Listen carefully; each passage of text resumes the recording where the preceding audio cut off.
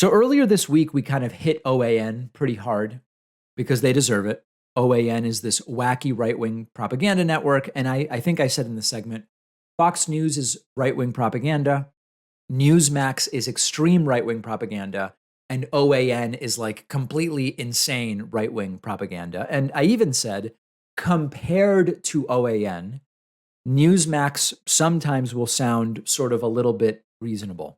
Today, I have an example of Newsmax not sounding even at all reasonable. And this is a really instructive segment. I'm going to play for you one of the most hilariously and horrifyingly ignorant segments that I've ever seen, I would say, on any network. I don't know that I've ever seen a 1 minute segment with such ignorance.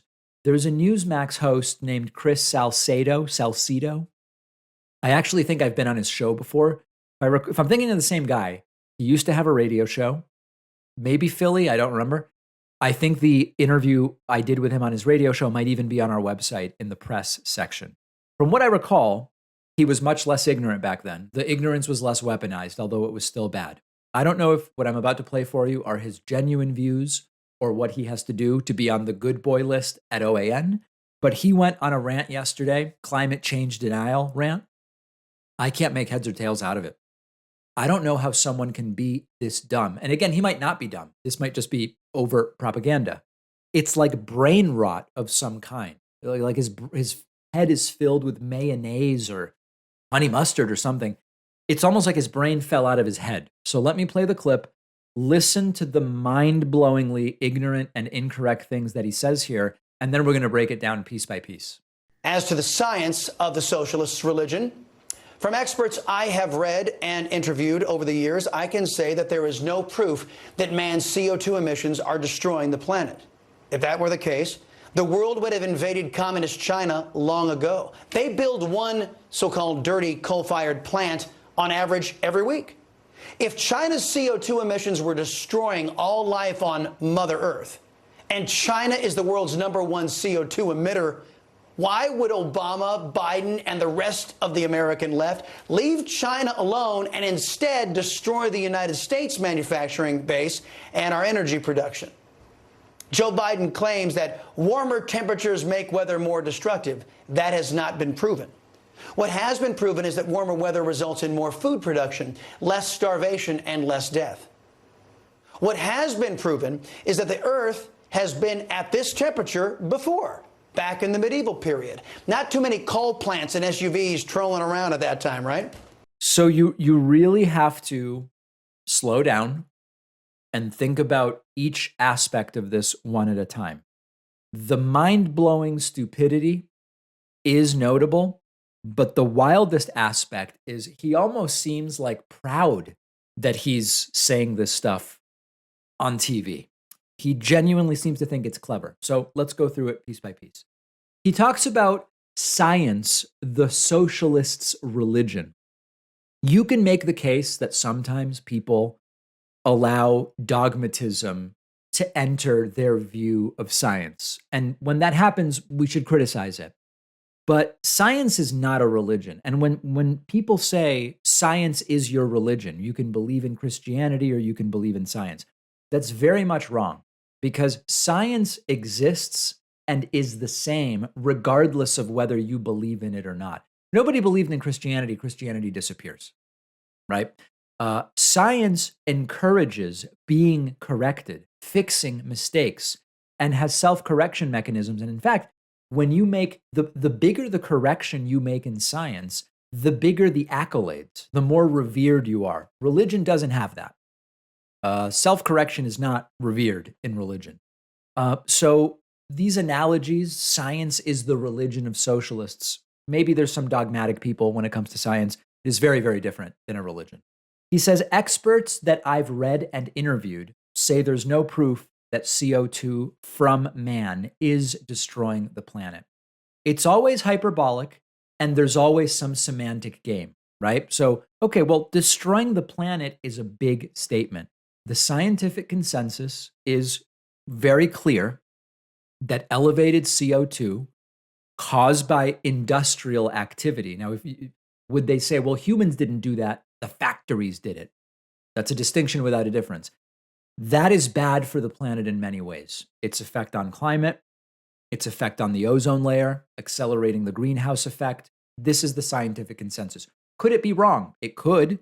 Many people right now are trying to disprove it. None have been able to so far. It remains the best explanation we have right now. That's how science works. He says if CO2 were really this bad, we would have invaded communist China by now. The issue of China's pollution is a huge topic in and of itself. And it kind of exceeds our scope today, but it is absurdly simplistic to say if CO2 were really bad, we would invade China. It's so dumb, it's kind of hard to refute. Adults don't really think in this way. He then argues that CO2 emissions aren't really destroying all life on Earth.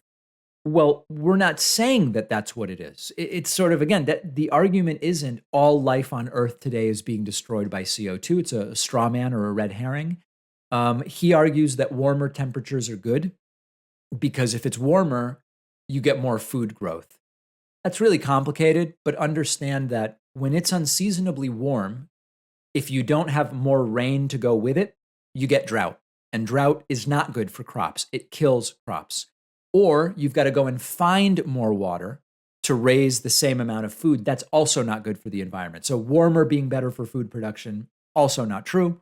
And then he says Earth has been at this temperature before we had modern industry. That's true. There have been periods of warming on Earth before, but temperatures are only one part of what's going on. CO2 in the atmosphere has never been this high. That's a big piece of it. The fact that it's been warm before doesn't prove or disprove anything. So it took me, 7 minutes? This is like 2 + 2 = 5 type of stuff, and it takes a while to disprove it. Sam Harris said, and on this he's completely right, it's very easy to start a series of small fires that are really time-consuming to put out. It's much easier to start the fires than to put them out. And unfortunately, whether Chris Salcedo believes this stuff or he knows he's just feeding his audience the drivel and pablum that they so desperately want, some of his audience falls for it and believes it, and now we're sitting here trying to undo it. Really, really bad. And it's like his brain left his cranium. Really scary stuff. We have two things going on. Number one, the town hall rescheduled for December 28th due to technical difficulties. 6 p.m. December 28th. I hope you'll join us. It'll definitely be the last one of the year.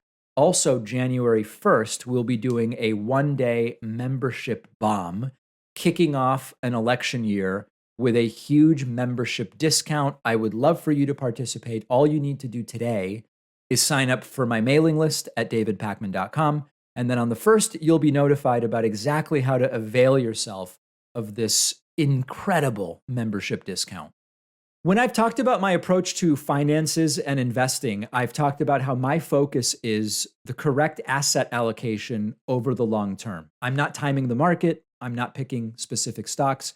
I'm just prioritizing choosing the right asset allocation for my situation, diversifying properly, and just waiting. And lately, I've been diversifying into fine artwork because it's an asset class that has a low correlation with the stock market, and it's also a rapidly growing asset class. Art has also outpaced the S&P by 174% from 1995 to 2020. But most people can't afford to actually go and buy an expensive piece of art, and it gets really complicated between insurance and storage. You've got to be in the 1%. The alternative is investing in art through a platform like Masterworks, one of our sponsors. Masterworks actually acquires blue chip art, files them with the SEC, and then allows investors to invest in shares of the pieces of artwork. This way, you don't need to buy an entire piece of art, and you can also trade your shares on the secondary market without the piece having to be sold, meaning you also don't need to find a specific buyer to buy the entire piece of art. Click the link below to skip their exclusive waitlist and start investing today.